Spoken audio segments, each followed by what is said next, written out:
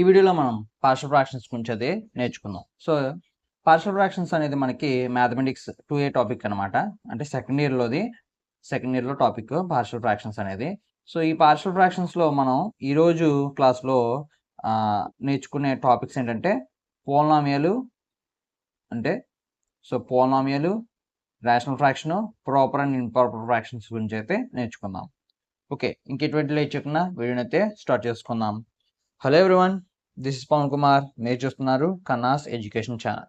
So వీడియోని start చేసుకునే ముందు మీకు ఒక చిన్న రిక్వెస్ట్. ఇంతవరకు నా ఛానల్ ఏమన్నా సబ్స్క్రైబ్ చేయకపోతే కనుక ఛానల్ అయితే సబ్స్క్రైబ్ చేసుకోండి. అలాగే పక్కన బెల్ ఐకాన్ అయితే యాక్టివేట్ చేయండి. నా వీడియోస్ అనేవి మీకు నోటిఫికేషన్ కింద రావడం అయితే జరుగుతుంది. మరి ఇంకా ఎటువంటి లేట్ చేయకుండా ఈరోజు వీడియోని అయితే స్టార్ట్ చేద్దాం. సో ఫస్ట్ ఆఫ్ ఆల్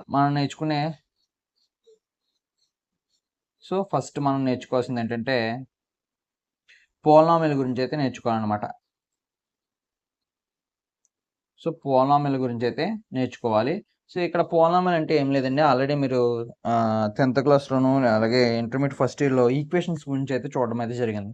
అంటే ఈక్వేషను లేదంటే ఎక్స్ప్రెషన్ గురించి అయితే చూడడం అయితే జరిగింది. అంటే మనం x+y లేదంటే ax+b ఈ ఫార్మ్స్ అనేవి మనం చూడడం అయితే జరిగింది కదా. వీటినే మనం పవర్స్ అనేవి, అంటే ఎక్స్ వై యొక్క పవర్స్ అనేవి ఇంక్రీజ్ చేసి రాయగలిగితే వాటిని ఏమని చెప్తామంటే అండి పోలినామియల్ అని చెప్పడం అయితే జరుగుతుంది అనమాట. ఓకేనా. సో చూడండి, ఫర్ ఎగ్జాంపుల్కి మనం ఇక్కడ ఏ విధంగా రాస్తామంటే a0 x⁴n plus a1 x⁴n-1 plus a2 x⁴n-2 plus and so on plus an. ఈ విధంగా రాస్తే దాన్ని పోలినామియల్ అని చెప్పి అంటాం అనమాట. ఓకేనా.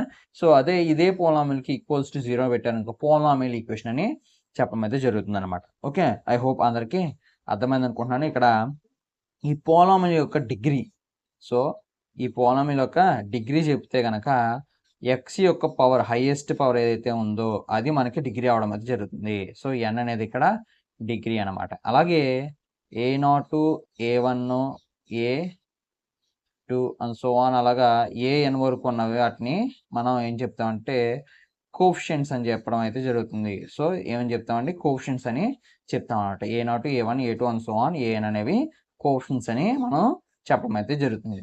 ఓకే, అందరికీ పోలినామియల్ గురించి అయితే క్లారిటీ వచ్చింది అనుకుంటున్నాను. సో ఇప్పుడు మనం రేషనల్ ఫ్రాక్షన్, అది మనం చెప్పుకునే పార్షియల్ ఫ్రాక్షన్స్లో ఫస్ట్ రేషనల్ ఫ్రాక్షన్స్ గురించి అయితే చెప్పుకోవాలి. రేషనల్ ఫ్రాక్షన్, ఓకేనా. సో ఈ రేషనల్ ఫ్రాక్షన్స్ వచ్చినాయి. ఫ్రాక్షన్స్ అంటే మీకు ఆల్రెడీ తెలిసే ఉంటుంది. ఫ్రాక్షన్ అనేది ఎలా ఉంటుంది, 1/2 3/5 ఇలాగా ఉన్న వాటిని మనం ఫ్రాక్షన్స్ అని చెప్పడం అది జరుగుతుంది.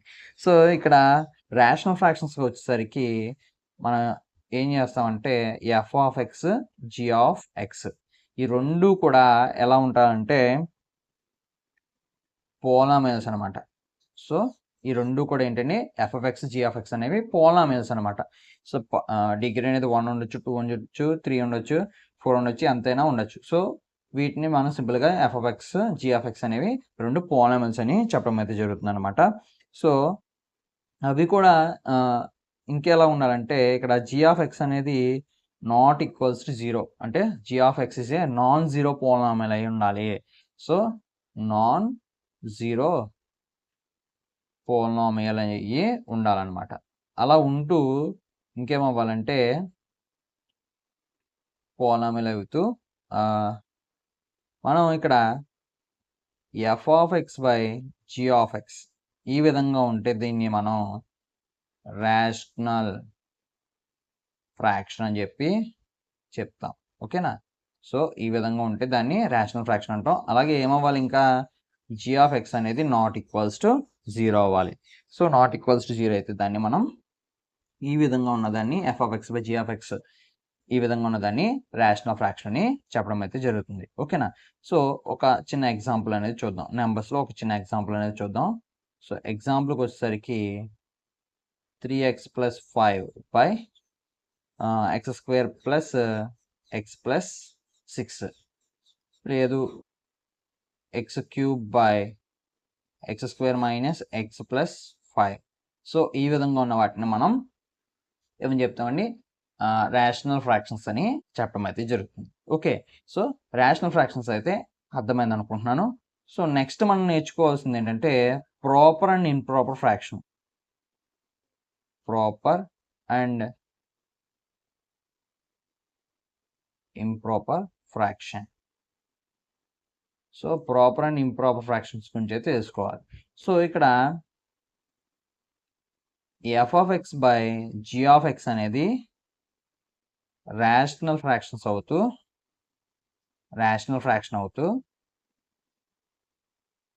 ఎలా ఉండాలంటే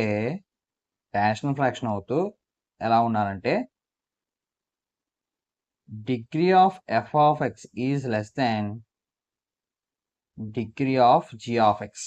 so degree of f of x అనేది ఎలా ఉండాలంట, less than degree of g of x ఉంటే కనుక దాన్ని మనం ఏం చెప్తామంటే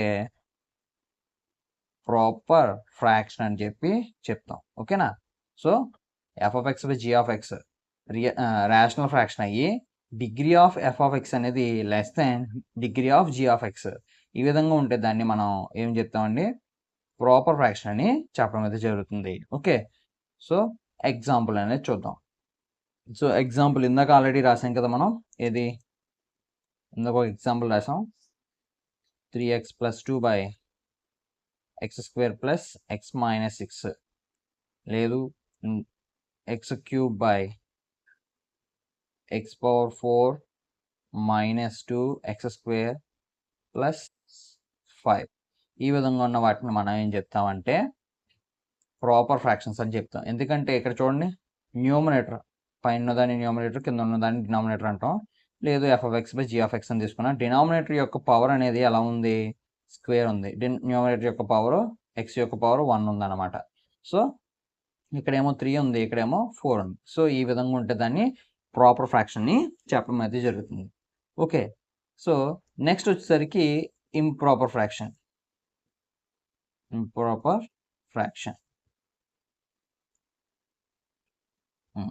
సో ఇంప్రాపర్ ఫ్రాక్షన్కి వచ్చేసరికి ఇక్కడ కూడా సేమ్ అంతే. F of x by g of x అనేది ఏమవ్వాలంటే